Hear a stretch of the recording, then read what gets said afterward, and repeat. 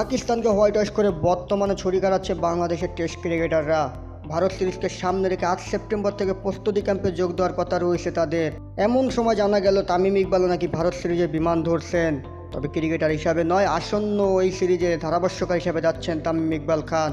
ইতিমধ্যেই সম্প্রচারকারী প্রতিষ্ঠান স্টারের সঙ্গে কথাবার্তাও চলছে তামিমের। এখনও চূড়ান্ত না হলে সেই পথে এগিয়ে যাচ্ছে সব কিছু। দীর্ঘদিন দলকে ব্যাট হাতে নেতৃত্ব দেওয়া তামিম এবার দলের হয়ে ধরবেন মাইক্রোফোন। ক্রিকেটাররা যখন ভারতের মাটিতে লড়াই করবেন, তামিম তখন দলের হয়ে ম্যাচ বিশ্লেষণে দেখা যাবে।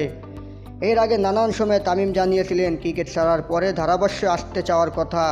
এরই মাঝে বাংলাদেশ প্রিমিয়ার লিগ বিপিএল এবং বাংলাদেশ হোম সিরিজে ধারাভাষ্য দিয়েছিলেন তামিম ইকবাল। তবে দুবারই তামিমকে দেখা গেছে অতিথি ধারাভাষ্যকার হিসাবে।